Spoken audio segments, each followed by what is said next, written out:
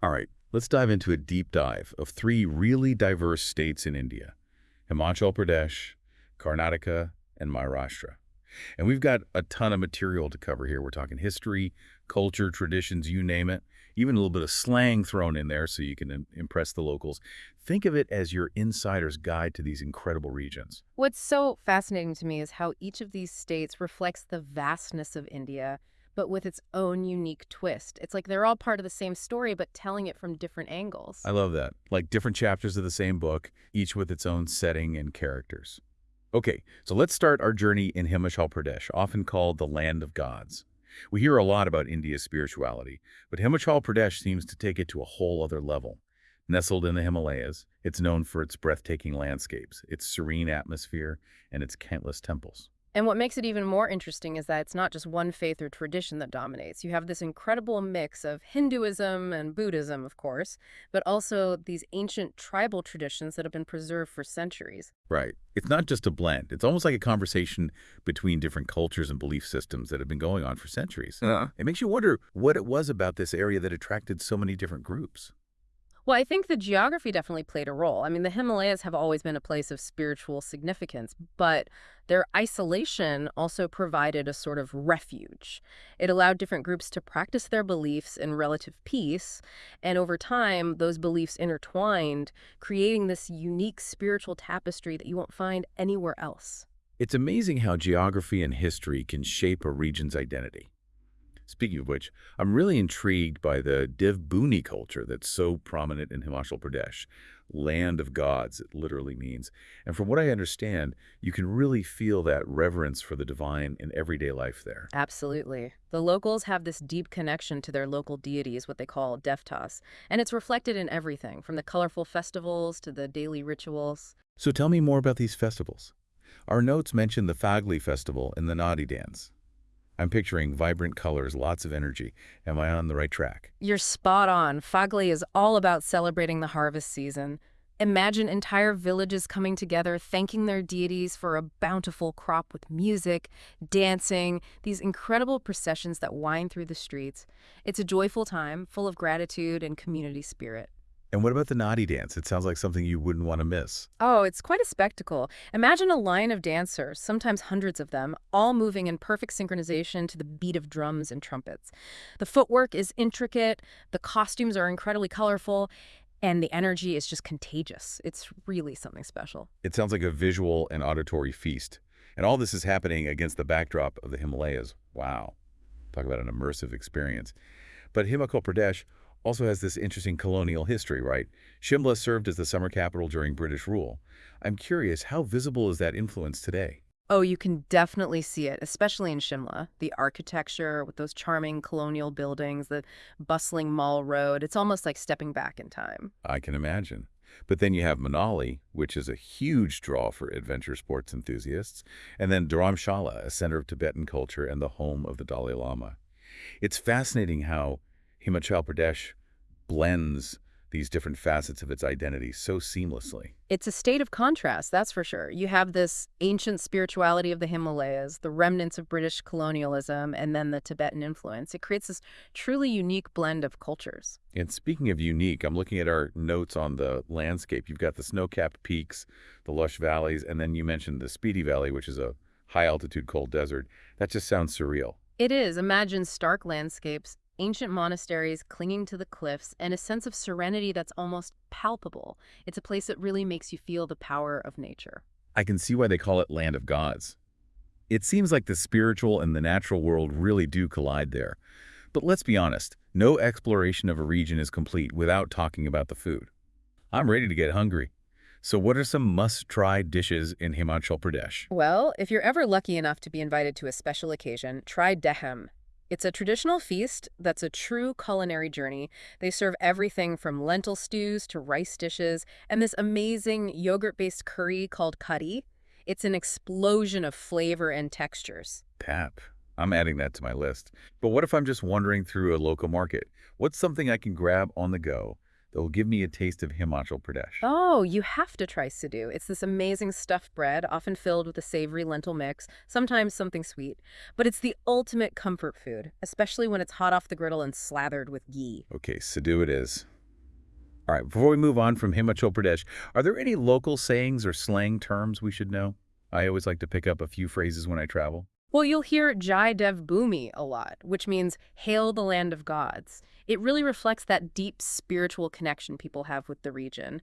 And if you want to impress the locals, throw in a Bakali, which is their slang for someone who's cool, confident, a bit of a swagger. Jaidev Bhumi and Bakali. Ah. I like it. All right, time to leave the mountains and head south to Karnataka. What kind of experience awaits us there?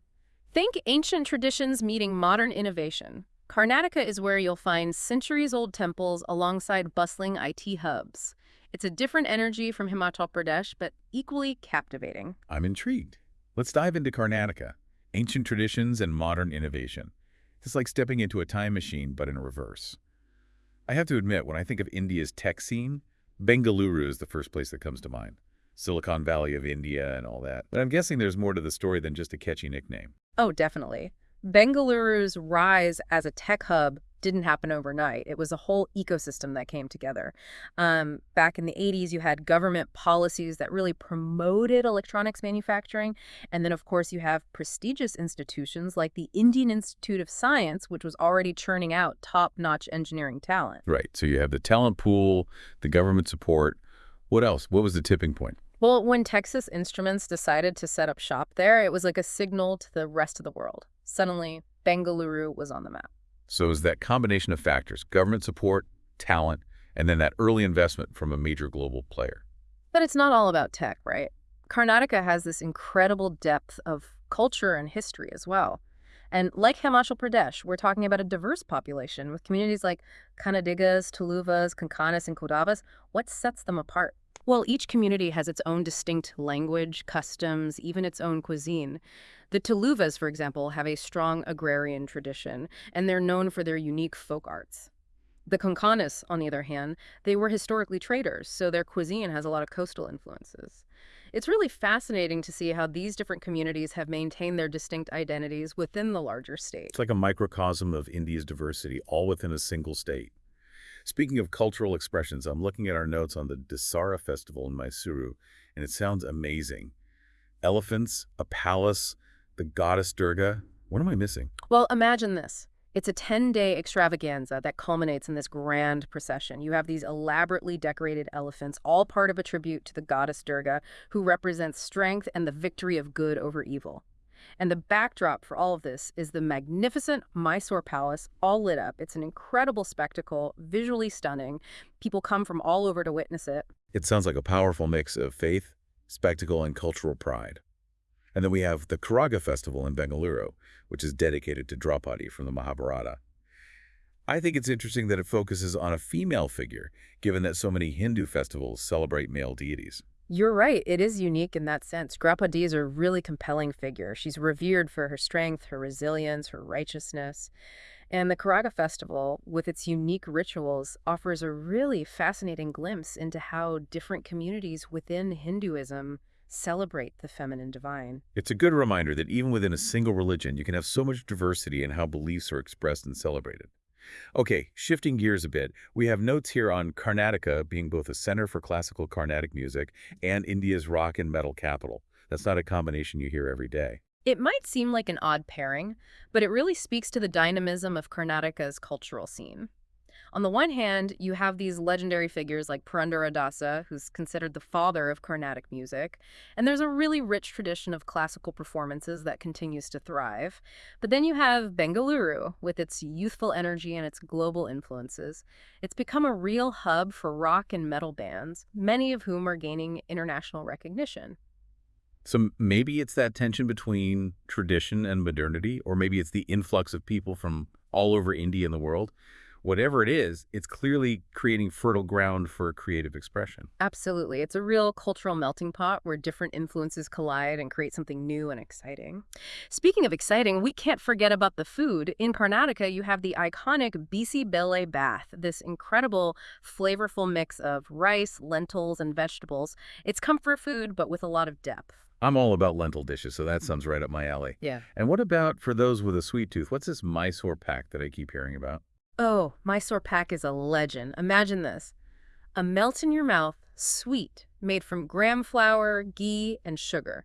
It's so rich and decadent, just incredibly delicious.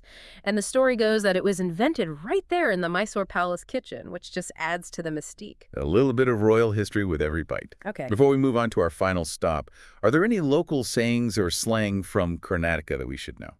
There's a beautiful saying in Canada, Eladaru iru, Enthadaru iru, and Endigune Kanadabajiru, which roughly translates to, wherever you are, however you are, always be a Kannadiga. It really captures that sense of pride that people have in their state, their identity. I love that. It's a reminder that no matter where we go, we carry a part of our roots with us. And what about slang? Anything that will help us blend in with the locals? Well, MAGA is their version of dude or bro. You'll hear that a lot. And if you want to compliment something, sakath means superb or amazing. Drop those into a conversation and you'll sound like a local in no time. Maga and Saketh. Got it.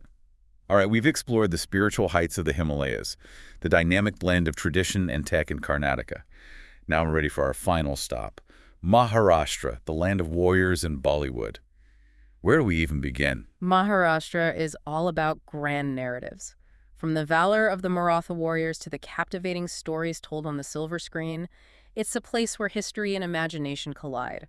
Get ready for a vibrant cultural experience unlike any other. Okay, I'm already hooked. Let's dive into Maharashtra's legendary history. You've got notes on forts, warriors, and a pivotal coronation. Tell me more. Picture this. Vast landscapes dotted with imposing forts, each a testament to the Maratha Empire's power and strategic brilliance.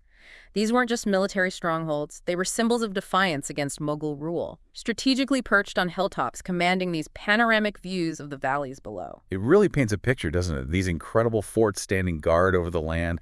It must feel like stepping back in time when you visit them. Absolutely. You can almost hear the echoes of the Maratha warriors, feel their determination to defend their homeland. And that spirit, that resilience, it's still very much alive in Maharashtra today. And speaking of spirit, we can't talk about Maharashtra without mentioning Ganesh Chaturthi, right? A 10-day festival dedicated to Lord Ganesha. It sounds like a celebration on an epic scale. It is. The energy is just incredible. Imagine streets filled with music, dancing, and these larger-than-life idols of Ganesha, all beautifully decorated. For 10 days, it's like the entire state comes alive with this shared sense of devotion and celebration. I've seen pictures of the processions, and they're just mind-blowing. It's amazing how a festival can bring people together like that. But Maharashtra's cultural heritage goes beyond just festivals. We have notes on Lavani, a traditional dance form, and Warli art. What makes them so unique? Well, Lavani is all about storytelling through movement and expression.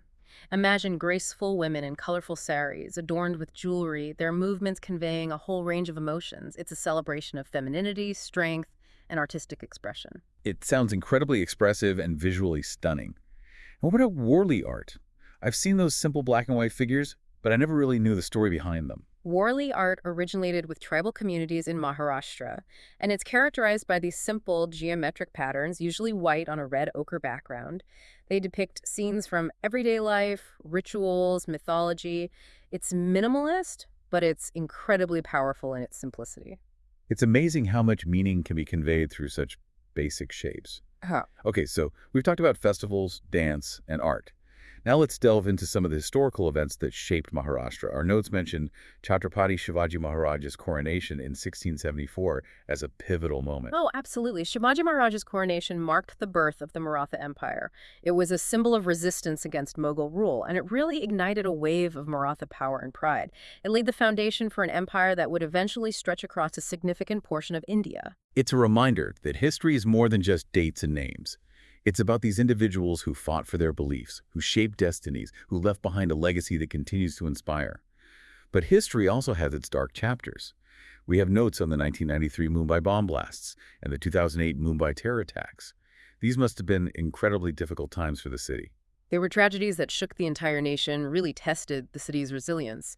But Mumbai has this indomitable spirit. It rose from the ashes, and in a way, those events demonstrated the power of unity and compassion in the face of unimaginable loss. It's heartbreaking to think about the lives that were lost, the pain that people endured.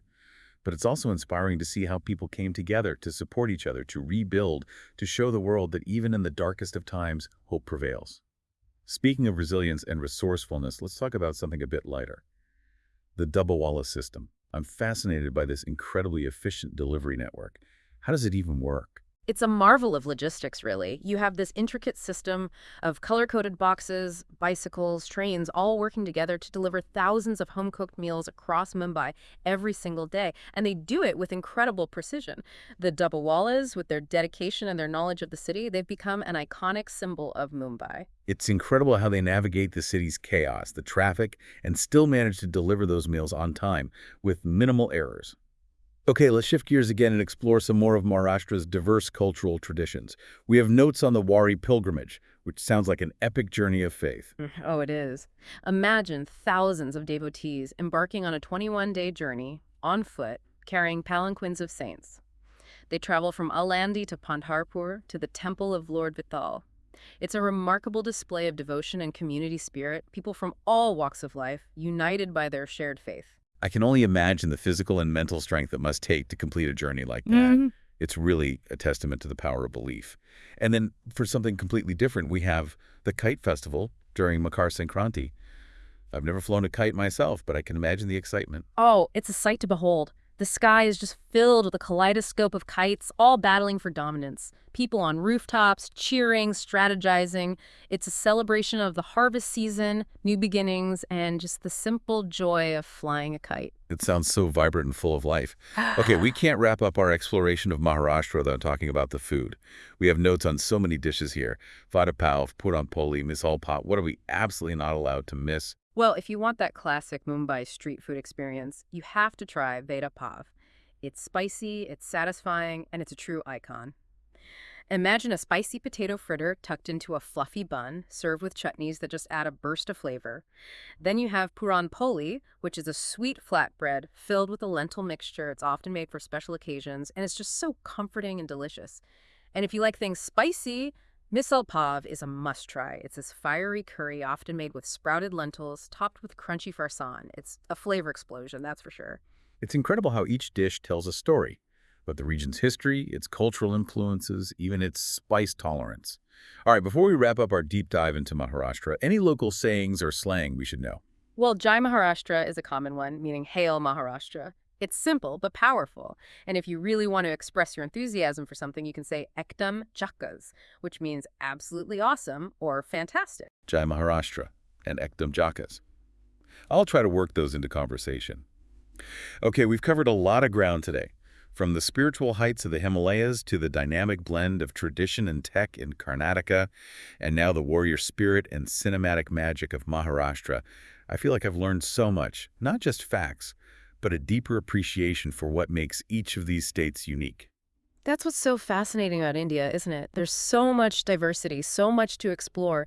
Each region has its own story to tell, its own rhythm, its own flavor, and when you experience it all together, it creates this incredible tapestry that's both beautiful and complex. It's a reminder that the world is full of surprises, full of stories waiting to be discovered. So thank you for being such a wonderful guide on this journey. My pleasure. And to everyone listening, remember, this is just the beginning. The real adventure starts when you step out into the world, open your mind, and embrace the unknown. Well said. That's what we're all about here on The Deep Dive. Thanks for joining us, and we'll see you next time for another adventure into the world of knowledge and discovery.